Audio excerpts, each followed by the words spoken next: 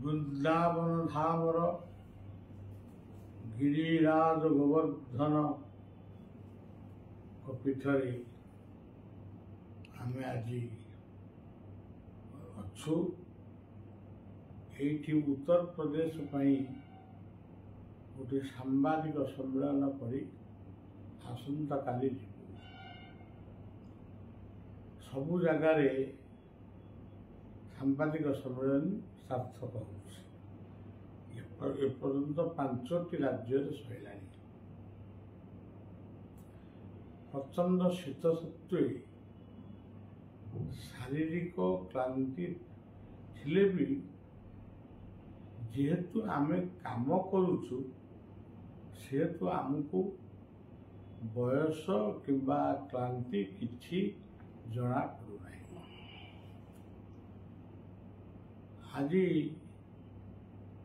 ସନାତନ ଶବ୍ଦ ସମସ୍ତଙ୍କ ପାଇଁ, ସମସ୍ତ ବେଳେ ହିନ୍ଦୁମାନଙ୍କୁ ଛାଡ଼ି ଅନ୍ୟମାନଙ୍କ ପାଇଁ ଗୋଟେ ବିଶ୍ୱବୃକ୍ଷରେ ପରିଣତ ହୋଇଯାଇଛି। ସେ ଭାବୁଛନ୍ତି ଯେ ସନାତନୀ ହିନ୍ଦୁମାନଙ୍କୁ ମାର, ଏଇ ଧର୍ମଟାକୁ ଆମେ ଲୋପ କରିଦେଲେ ଆମେ ରାଜୁତି କରିବୁ। କିନ୍ତୁ ସଜ୍ଜନ, ସେ ଯୁଗ ବର୍ତ୍ତମାନ ନାହିଁ। ସେମାନେ ହିନ୍ଦୁମାନଙ୍କୁ ମାରିପାରନ୍ତି ସେ କିଛି ଅଂଶରେ, କିନ୍ତୁ ହିନ୍ଦୁମାନେ ମଧ୍ୟ ବର୍ତ୍ତମାନ ସଜାଗ ହୋଇଯାଇଛନ୍ତି ଏବଂ ଯେଉଁ ସମୟରେ ସେ ଗୁଡ଼େଇ ଗୁଡ଼େଇ ମାରୁଥିଲେ, ସେତେବେଳେ ମଧ୍ୟ ଏମିତି ସମୟ ଆସିଛି ହିନ୍ଦୁ ଧର୍ମକୁ ବିଲୋପ କରାଯାଇ ପାରିନାହିଁ। ରାଜା ଆକବର ବି ଚେଷ୍ଟା କରିଛନ୍ତି, କିନ୍ତୁ ପାରିନାହାନ୍ତି। ଔରଙ୍ଗଜେବ ଶାସନ ନିଷ୍ଠୁର ଶାସନ ଥିଲେ ବି ସେ ମଧ୍ୟ ହିନ୍ଦୁ ଧର୍ମକୁ ବିଲୋପ କରି ପାରିନାହାନ୍ତି। ଏତେ ସହଜ ନୁହେଁ। ସେତେବେଳେ ମଣିଷ ଖଣ୍ଡା ଧରି ଯୁଦ୍ଧ କରୁଥିଲା। ବର୍ତ୍ତମାନ କ୍ଷେପଣାସ୍ତ୍ରଠାରୁ ଆରମ୍ଭ କରି ସବୁ ଦେଶ ବର୍ତ୍ତମାନ ସହଯୋଗ। ଭାରତର ଅନେକ ଦେଶ ବନ୍ଧୁ ରାଷ୍ଟ୍ର ରୂପରେ ପରିଚିତ। ଭାରତ ଏକ ଜନବହୁଳ ରାଷ୍ଟ୍ର। ଏଠି ସମସ୍ତେ ସଚେତନ ଅଛନ୍ତି। କିନ୍ତୁ ମୋର କହିବାର କଥା,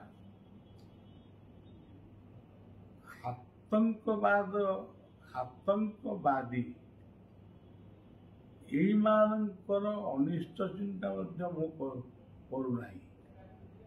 ଏମାନଙ୍କ ଭିତରେ ସଦ୍ବୁଦ୍ଧି, ସଦ୍ଜ୍ଞାନ ଉଦୟ ହେଉ, ସେ ଯେଉଁ ଧର୍ମର ହୁଅନ୍ତୁ। ହିନ୍ଦୁ, ମୁସଲମାନ, ଖ୍ରୀଷ୍ଟିଆନ, ବୌଦ୍ଧ, ଜୈନ, ଶିଖ, ସେଇମାନଙ୍କ ପାଇଁ ମୁଁ କହୁଛି। ଧର୍ମ ଅହିଂସାର ବାର୍ତ୍ତା ବହନ କରେ। ଧର୍ମ ସୃଷ୍ଟି ହୋଇଥିଲା କେବଳ ହିଂସାରୁ ଦୂରେଇ ରହିବା ପାଇଁ। କିନ୍ତୁ ଆଜି ଧର୍ମ ନାମରେ ହିଂସା, କେତେ ଦୂର ଯଥାର୍ଥ ସମସ୍ତେ ମିଳିମିଶି ଏହାକୁ ଚିନ୍ତା କରୁ। ତ ଆମେ ବା କରିବାକୁ ନାଗା ବାବାଜୀ ମାନେ ବର୍ତ୍ତମାନ ଜାଗ୍ରତ ହୋଇ ଭାରତ ସରକାରଙ୍କୁ ଅପେକ୍ଷା କରିଛନ୍ତି। ସେ ହଁ କହିବା ମାନେ ସେମାନେ ସୀମାନ୍ତ ଦେଇ ସେମାନଙ୍କ ସହିତ ଯୁଦ୍ଧ କରିବା ପାଇଁ ପ୍ରସ୍ତୁତ, ମରିବା ପାଇଁ ମଧ୍ୟ ପ୍ରସ୍ତୁତ। ମରିବେ ନହେଲେ ମାରିବେ। ଅତୀତରେ ସେମାନେ ବହୁତ ମରିଛନ୍ତି ଏବଂ ମାରିଛନ୍ତି। ଏବେ ମଧ୍ୟ ସେଇ ନିଶା ତାଙ୍କର ଅଛି। ତେଣୁ ସାଧୁସନ୍ଥ ମାନେ ତାଙ୍କର ସାଧନା ବଳରେ ସେ ହୁଏତ ଈର୍ଷାକୁ ସୁପ୍ତ କରିଦେଇ ପାରନ୍ତି। ତାହା ହିଁ ହଉ। କିନ୍ତୁ କୌଣସି ଧର୍ମର ବ୍ୟକ୍ତି ହିଂସାକୁ ଆପଣେଇ ନ ନେଇ ବରଂ ଅହିଂସାର ସାଧକ ହୁଅନ୍ତୁ, ସମସ୍ତେ ମିଳିମିଶି ଚଳନ୍ତୁ।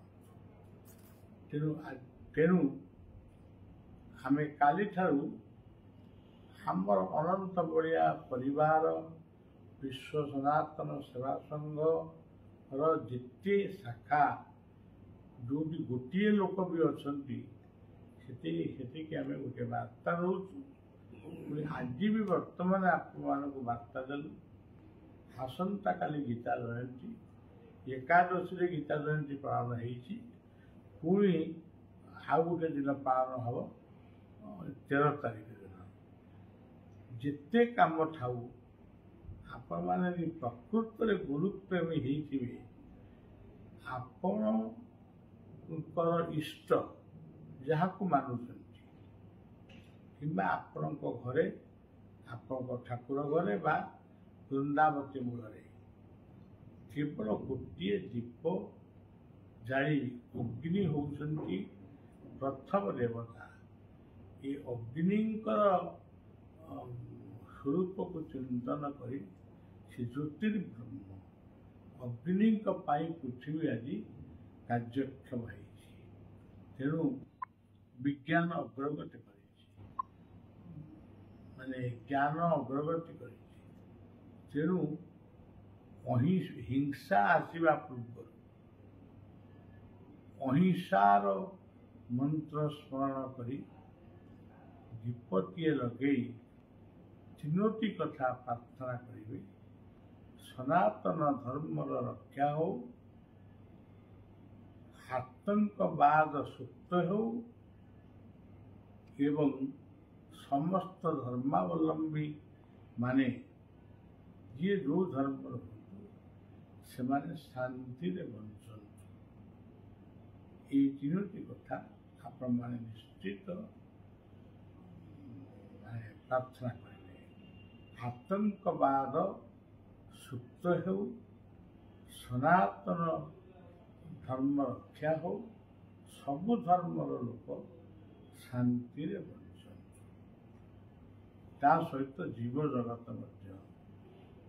ଏଇଠି ମୁଁ ଆପଣମାନଙ୍କୁ ଗୋଟିଏ କଥା ମନେ ପକାଇ ଦେଉଛି, ଯେତେବେଳେ ସୃଷ୍ଟି ଉତ୍ପନ୍ନ ହେଇଛି ସେତେବେଳେ ହିଂସାଟା ବି ସୃଷ୍ଟି ହେଇଛି। ଖାଦକର ନ୍ୟାୟରେ ହିଂସା ସୃଷ୍ଟି ହେଇଛି। ବିଲେଇ ମୂଷାକୁ ଖାଇବ, ସାପ ବେଙ୍ଗୁକୁ ଖାଇବ, ବାଘ ମୃଗ ଖାଇବ, ସିଂହ ହରିଣ ଖାଇବ ବା ମୃଗ ଖାଇବ। ହିଂସା ଗୁଡ଼ାକ ଏଇଭଳି ଭାବରେ ସୃଷ୍ଟି ହେଇଥିଲା।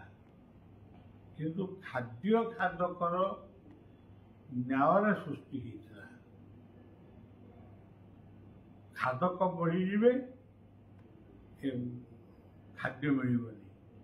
ଖାଦ୍ୟ ବଢ଼ିଯିବ, ଖାଦକ ମିଳିବନି। ବାଲାନ୍ସ ମେଣ୍ଟେନ୍ ପାଇଁ ଯେଉଁ ହିଂସା ସୃଷ୍ଟି କରିଥିଲେ ପ୍ରଭୁ, ସେଥିରେ ବାପ ନାହିଁ।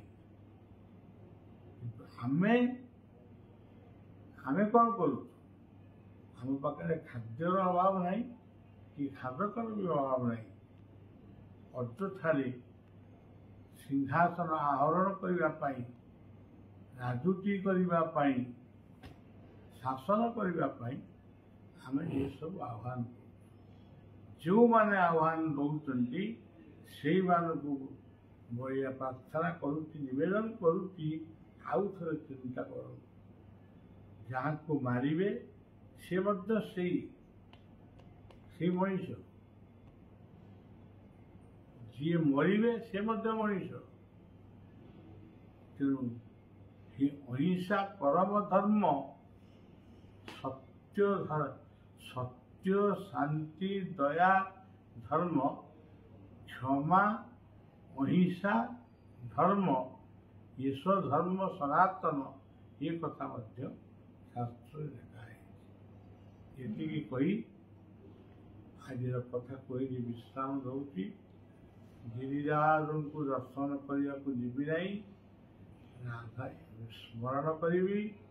ରାଧାକୁଣ୍ଡ, ଶ୍ୟାମକୁଣ୍ଡ, ବର୍ଷାଣା, ନିର୍ଭୁବନ, ବୃନ୍ଦାବନ, ଗୋକୁଳ, ନନ୍ଦଗାଁव, ଏ ସବୁ କିଛି ତୀର୍ଥକୁ ସ୍ମରଣ କରି କେବଳ